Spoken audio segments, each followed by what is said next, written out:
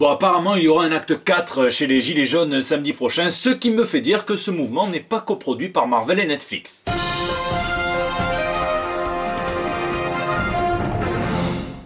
Hein? Quoi? Ah, c'était trop tôt pour faire cette blague? Ok, non, mais moi j'écoute le peuple, j'annule cette vanne. Enfin, non, c'est pas le mot que je voulais dire, mais bref, tu as compris. Vous allez voir qu'il y a une ambiance d'annulation dans ce JT Comics qui, lui, n'est pas annulé. Hein. Ici, votre commis des comics, et tout de suite, on passe aux news de la semaine.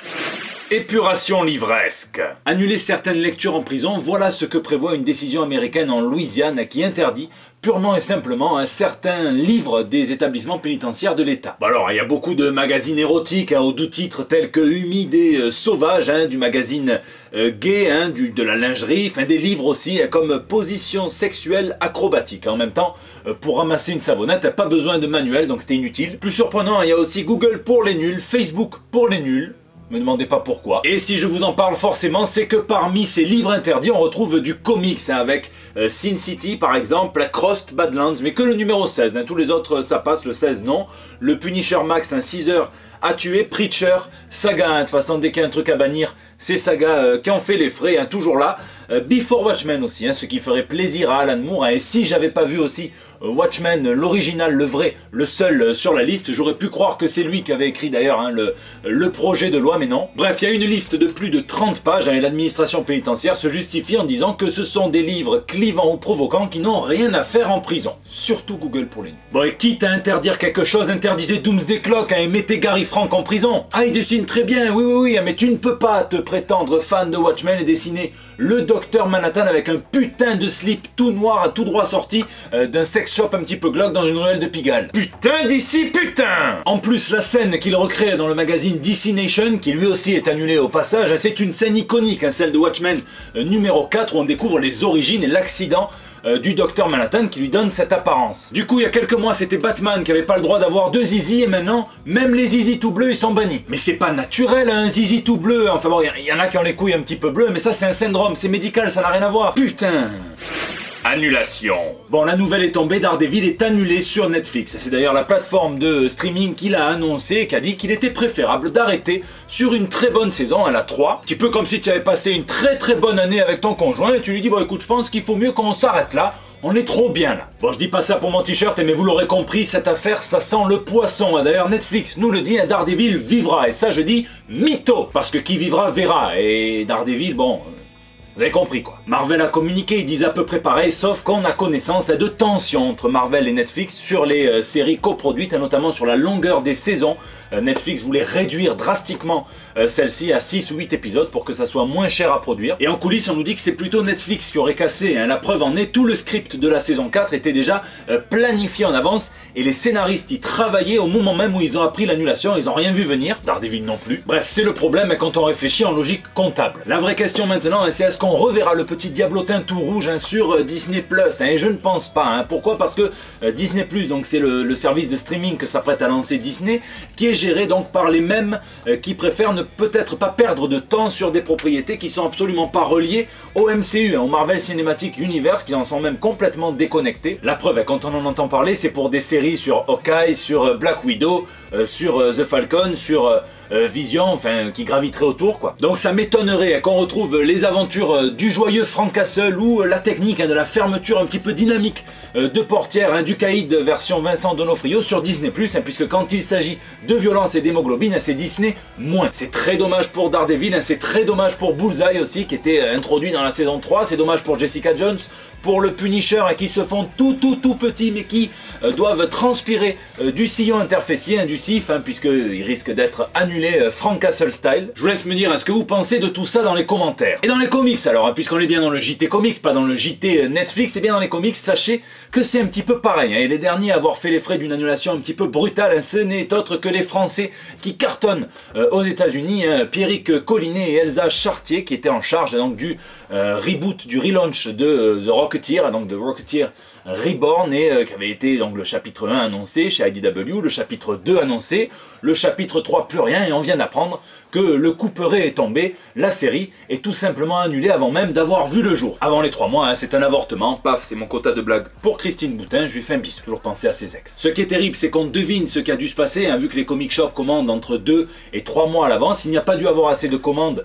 pour le 1 ni pour le 2, donc la série a tout simplement été annulée. Sauf qu'il n'y a rien d'automatique, hein, je vous ai parlé il y a quelques mois de Ahoy Comics, hein, donc ceux qui publient High Heaven, qui est une tuerie monumentale à l'histoire d'un ronchon au paradis, ou encore The Wrong Earth, hein, qui est une histoire qui revisite la thématique des super-héros, des terres parallèles, il y a du Batman, il y a plein de trucs dedans, c'est excellent. C'est par Tom Payer et par Jamal Eagle, et on nous dit par exemple là, que cette série, eh bien, au niveau des commandes, des précommandes, elle ne fait que grimper, ce qui n'est pas forcément le schéma habituel d'une série. C'est-à-dire qu'on commande plus du numéro 2 que ce qu'on a commandé du numéro 1, etc., etc., quitte à faire des réassorts sur les numéros précédents. Bon, j'ai pas pu vérifier, hein, puisque j'ai pas accès aux chiffres des précommandes, mais au niveau des ventes, hein, par contre, ce qu'on peut vérifier, c'est qu'il y a des séries qui cartonnent aussi après être sorties, et on peut citer hein, le cas, alors c'est Marvel certes, hein, mais du Venom de Donny Cates et de Ryan Stegman, puisque le numéro 1, bon, évidemment, il a cartonné, il est parti à 225 000 exemplaires, hein, je parle que des mois de sortie, hein, je parle pas du réassort. Le numéro 2, il a baissé tranquillement jusqu'au numéro 4, hein, qui a baissé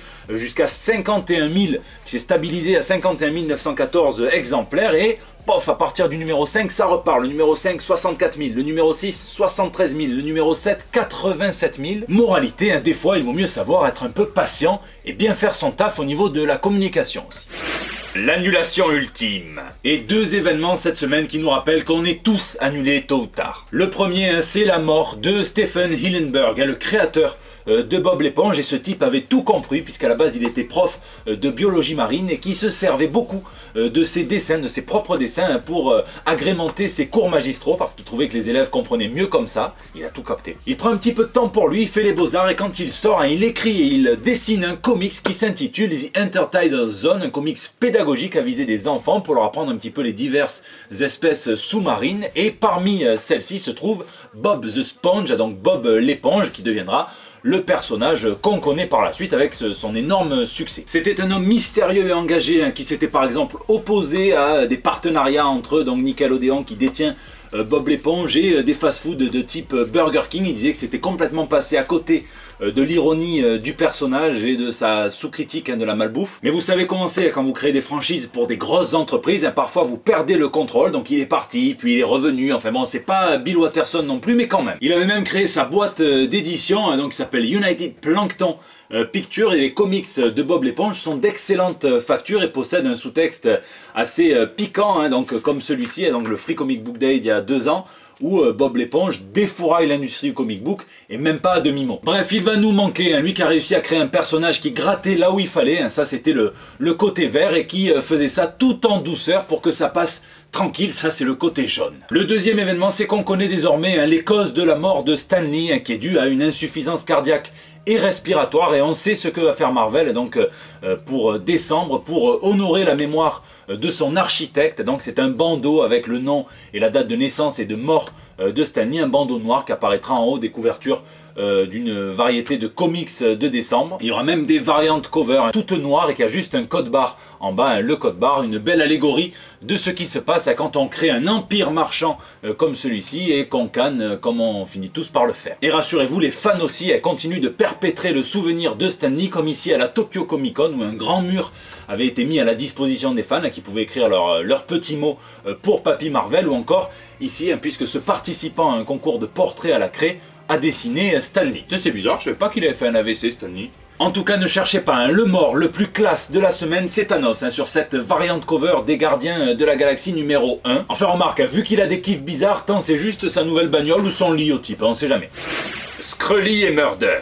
Oui, on va parler, hein, de Captain Marvel et du dernier trailer, hein, de la Super Saiyan du MCU, hein, je vous avoue, je suis assez déçu, hein, déçu parce que, alors, je peux me tromper, hein, je suis pas spécialiste, mais j'ai comme l'impression que la vieille dame, hein, qu'on voyait dans le bus dans le premier trailer n'est pas une vraie vieille dame, et que c'est peut-être un Skrull. Non mais c'est vrai, reconnaissez-le, on dit toujours les films Marvel, ouais c'est cool, mais c'est toujours la même recette. Et bien là, si on avait eu une Kree, hein, qui vient donc d'une autre planète pour taper, pour défourailler une petite vieille américaine au fond d'un bus, Ben là ça aurait eu de la gueule. Déjà de 1, Donald Trump aurait fait un tweet déclarant la guerre à l'Empire Kree, donc on se serait bien marré, et de 2, ça aurait permis de montrer ses failles, puisque c'est un film sur ses origines, et donc ça aurait été Captain EHPAD. Bon en vrai le trailer m'a plu, mais sans plus, c'est la demi-molle très très basse. Une seule question subsiste pour moi. Est-ce que Thanos a fait mourir ce petit chat tout mignon avec son snap? Là, ça serait trop cruel pour moi. Là.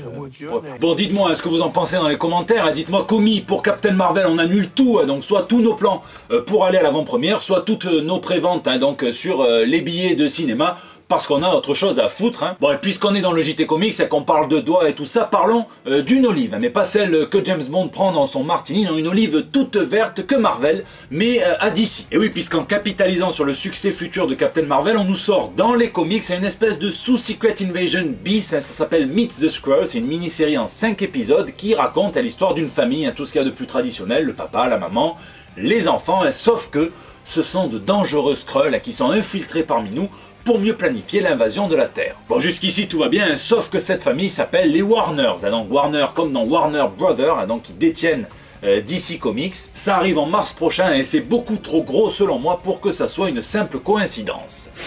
Turfu. Entre les effets d'annonce des maisons d'édition et les studios qui prévoient leurs films parfois une dizaine d'années à l'avance, nous autres fans de comics, nous sommes habitués à attendre. Et quelque chose me dit que c'est pas prêt de s'arrêter, puisque par exemple Jason Fabok vient d'annoncer que son récit sur les 3 Jokers ne verrait pas le jour avant mars 2019, et quelque chose me dit qu'on peut compter sur avril, alors que c'est une intrigue qui est dans l'univers d'ici depuis la fin du New 52. Et c'est pareil pour les films, puisqu'on apprend comme ça, au détour d'un article de Deadline, que DC Warner aurait mis en route un projet de film sur Zatanna, la magicienne. On n'a pas plus de détails, on ne sait pas à quel stade c'est. Quelque chose qui se précise en revanche, il y avait déjà la rumeur qui traînait depuis quelques temps, c'est l'adaptation de Blue Beetle au cinéma, et donc là on sait que ça serait le scénariste Gareth Dennett Alcocer qui se chargerait du scénario et qui adapterait la version Jamie Reyes du personnage, et donc celle qui a été créée dans les comics par Keith Giffen, John Roger et Cully Hamner, et ça serait donc le premier film de super-héros dont le personnage central serait latino. Et Marvel n'est jamais très loin, puisqu'ils ont annoncé également adapter le personnage de Shang-Chi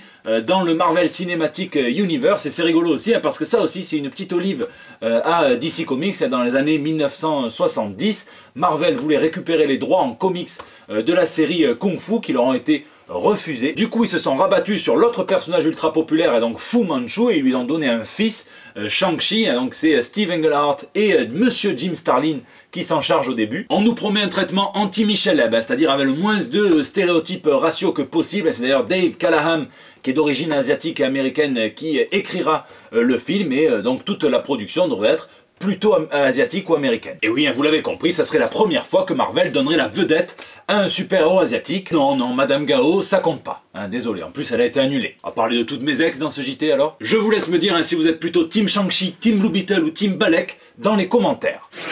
Lisez, lisez et lisez. Cette semaine, j'ai lu l'ouvrage de William Blanc qui s'appelle Super-héros, une histoire politique, qui raconte comment les super-héros et les comics ont toujours été des ouvrages politiques, donc qui reflétaient le contexte socio-culturel dans lequel ils étaient produits. Donc c'est bien plus compliqué qu'une simple histoire de Social Justice Warriors versus Comicsgate. C'est un historien médiéviste, c'est excellent, c'est très très bien écrit, c'est de la vulgarisation, donc c'est très facile d'accès, mais c'est jamais de l'ultra simplification, on vous prend jamais pour un con. Bref, n'hésitez pas, foncez. Je vous le disais tout à l'heure, le problème de commander ces comics plusieurs mois à l'avance, c'est qu'on s'enjaille parfois, donc on en commande beaucoup et d'un mois à l'autre on se souvient plus trop. Bon, quand ils arrivent, le fan de comics il est super content, mais le fan d'argent il pleure. Un petit boucole, donc là le Silver Surfer à l'omnibus, donc de Dan Slott et de Michael Red, hop, vous avez vu, sans la citation de James Gunn, disparu, annulé. Oh là là, l'édition à 30 ans de V pour Vendetta, donc c'est en VO, tout ce que je vous montre. Celui-là il picote, mais je le regretterai jamais, c'est le 3e absolute